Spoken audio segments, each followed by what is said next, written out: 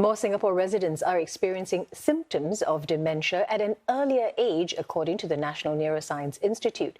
The institute has seen people as young as 40 years old being diagnosed with dementia. Young onset dementia, or YOD, refers to dementia affecting people aged 65 and below. In 2023, NNI saw around 330 cases of YOD, of which 91 were new. 10 years earlier, there were 60 new cases. Now, NNI estimates around 3,700 people in Singapore have YOD. They make up 5% of the estimated 73,000 persons with dementia in Singapore. And that number of people with dementia here is expected to rise to 150,000 by the year 2030. In a separate survey commissioned by Dementia Singapore of 1,000 people, over 9 in 10 respondents are aware that dementia does not just affect people who are 65 and above. However, only a quarter of them know what resources are available to support a person with YOD. Or slightly more than half of the respondents said that they will consider cognitive screenings for YOD if they notice any related symptoms, but they cited concerns over affordability and fear of a positive diagnosis as reasons for not doing so. Well, one social service agency in Singapore says there must be more programs and services that support persons with young onset dementia, and that's as their needs are vastly different to that of seniors with dementia. Nadira Zaidi finds out more. Si mama ka, si mama ka. Just over a year ago, Mr. Kwek Emeng was a successful math tutor and an avid marathon runner. But his life changed after he was diagnosed with Alzheimer's disease in 2023 at just 55. Today, he is dependent on his wife to care for him. He even lost much of his ability to speak. He went through a period of depression, fully keep quiet. He doesn't want to meet up his friend. He doesn't want me to let his family member know. He just wanted to be alone at home. He doesn't even want to step out of the house. Yeah. For me, when the doctor told me that he's young onset, I'm very shocked. But when I come home and share with my kids, I start to worry. And that made me more worried when the doctor tell me, I think you got to stop working. You know, everything. Yeah, everything comes down. Very difficult. Only in their mid-50s, their retirement plan fell apart. To cope financially, they had to cut back on various family expenses, buying snacks, home decorations, and even going for yoga classes took a back seat.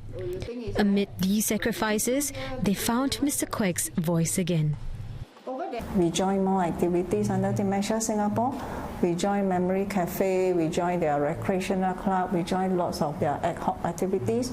And we move on further, we join choir. During the activity, he gets to meet other person living with dementia. He knows that he's not alone, and they enjoy all the singing together. And that's the moment I can see him make a lot of noise. Yeah, all the different sounds come out from him, different tone. Madam Tan adds being engaged with such activities helps maintain her husband's cognitive functions. But such programs and services dedicated for people with young onset dementia are not commonly offered in Singapore. In a typical daycare center, you can see a lot of elderly. The activities are for elderly. I would like to see in a care setting, more dedicated program for person with young onset dementia, especially when they are in the early stage, where it's more empowering. They can organize badminton sessions, they can want to know more about lasting power of attorney, want to plan ahead, want to know more about insurance and all these things. On top of programs and services, Madam Tan also hopes that there can be transport subsidies from the government so that they can access these activities with ease. That's as transport concession cards for seniors are only for those aged 60 and above. But despite the hurdles, she's looking at life with optimism. I think after he's diagnosed, my point of view changed a lot. Yes. Instead of in the past, we work hard for money. No. Now, yes, money is very important. Yeah. But I want Yiming and myself to have a happy life. To be as happy as possible, forget about what illness. We just live our life normally and happily.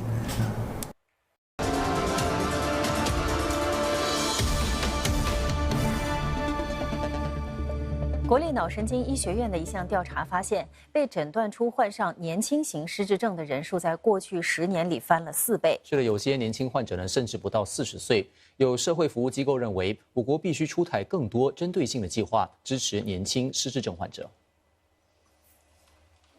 柯玉民曾是一名数学补习老师，也酷爱马拉松运动。但就在去年，年仅55岁的他被诊断出患有失智症后，生活发生了天翻地覆的改变，生活起居需要依赖妻子。For me, when the doctor told me that he's young onset, I'm very shocked, and that made me more worried when the doctor tell me, I think you got to stop working. You know, everything. Yeah, everything comes down very difficult. 柯玉民在妻子的陪同下，参与新加坡失智症机构专门为年轻型失智症患者举办的活动后，状况逐步好转，也重新建立起自信。In a typical daycare center, you can see a lot of elderly. The activities are for elderly. I would like to see in a care setting, more dedicated program for person with young onset dementia, especially when they are in the early stage, where it's more empowering. 国立脑神经医学院预计，本地有3700名年轻型失智症患者，占总失智症患者人数的5%。More on this rise of people with young onset dementia in Singapore. We have with us Associate Professor Nagendran Kandia. He's Director of the Dementia Research Center at the Lee Kong Chian School of Medicine. Thank you so much for coming in, Professor. Hello, Wesu. Pleasure being here. All right, clear up this slight, I suppose, apparent contradiction in figures. So earlier we were talking about the number of people with dementia here likely to rise or estimated to rise to 150,000 by 2030. The current number is clearly lower than that. But then you're also telling me that the prevalent trend is for a slight drop in dementia. And yet we're seeing, again, apparently, this rise in figures for people with young onset dementia. Explain the apparent contradictions there. That is right, because the cross-sectional study shows that slightly a lower prevalence now compared to 10 years ago. But that lower prevalence may be balanced by a slightly higher prevalence in the younger patients. And that is what we are seeing based on data from the National Neuroscience Institute and other neurology centers. Right. And this higher prevalence in the younger patients with dementia, I think this may be related to several factors. If you take one step back and look at what are the factors that cause dementia in the young, number one is a condition called amyloid deposition that results in Alzheimer's disease, and that is related to genetics and family history. The second is disease in the small blood vessels in the brain, and that is related to risk factors such as high blood pressure, diabetes, poor lifestyle. So the combination of poor lifestyle, family history, is what is resulting in a slightly higher prevalence of dementia in the young, what we refer to as young onset dementia. Well, dementia, again, these very few of us probably have the right kind of scientific medical knowledge to know, even say in more established cases of dementia, what to look for in an older person. Mm-hmm. In the case of a younger person, at which point does it become, oh, I've just had a bad day, a bad week, my memory is failing me too. Yeah. These are clear signs of young onset dementia. Yeah, indeed. I mean, the most common symptom is still forgetfulness. And you're absolutely right to say that forgetfulness is common. But when does forgetfulness become sinister? What I would say is, number one, if it persists beyond a certain period, for example, 6 months. Number two, if it's not only you who are thinking that you're forgetful, but people around you, your family, your friends, are also beginning to notice that you're forgetful, then that is sinister. And thirdly, if your forgetfulness is affecting your day-to-day function or your job function, then that becomes more sinister. But having said that, in the younger patients, it is not always forgetfulness.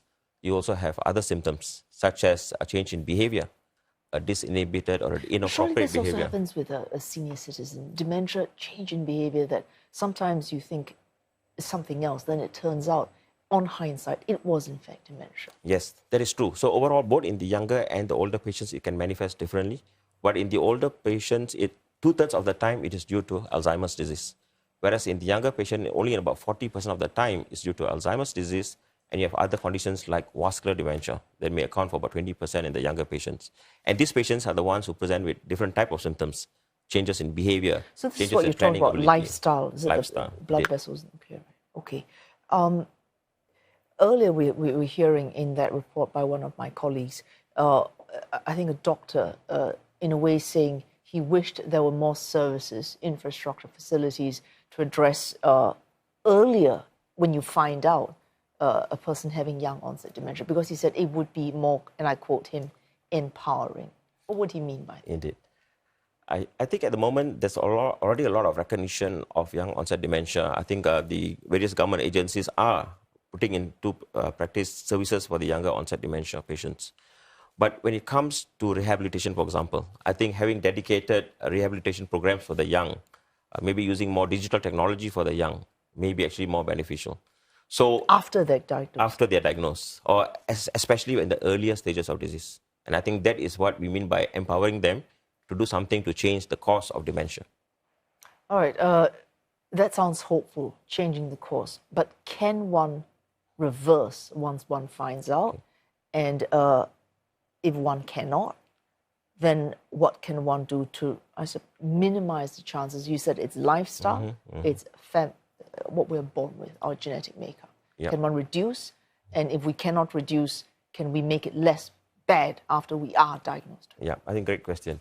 So at the Dementia Research Centre Singapore, we have a cohort and we study patients who are young. And what we have found is there are several brain processes. Number one, reduced blood flow in the brain. Number two, accumulation of a protein called amyloid. And number three, inflammation in the brain. Some of these are reversible. For example, if you have reduced blood flow as a cause, then doing more physical exercise, managing your blood pressure more aggressively can improve blood flow in the brain. But also at the same time, if you have already reached a stage of dementia, then activities like what Dementia Singapore is doing, making sure they get the right amount of cognitive stimulation, behavioral stimulation, I think that goes a long way in maintaining stability of the patient and the family. Because this is relatively new, if you look at the prognosis for say, if you're diagnosed with that, say, age 53 as an example, what happens as we live longer now? What happens in the years ahead? Yeah. Do we have enough research right now to be able to plan out, map out how we manage this problem? Definitely more research compared to 10 years ago, but I must say that we are still in the early days. I think definitely more research needs to go into this, the trajectory of symptoms, the change in behavior, lifespan. I think these are things that we need to look into so that we can address young onset dementia more holistically. Thanks so much for coming in and speaking to us this evening. Associate Professor Nagandran Kandia from the Dementia Research Centre, Singapore. Thank you so much.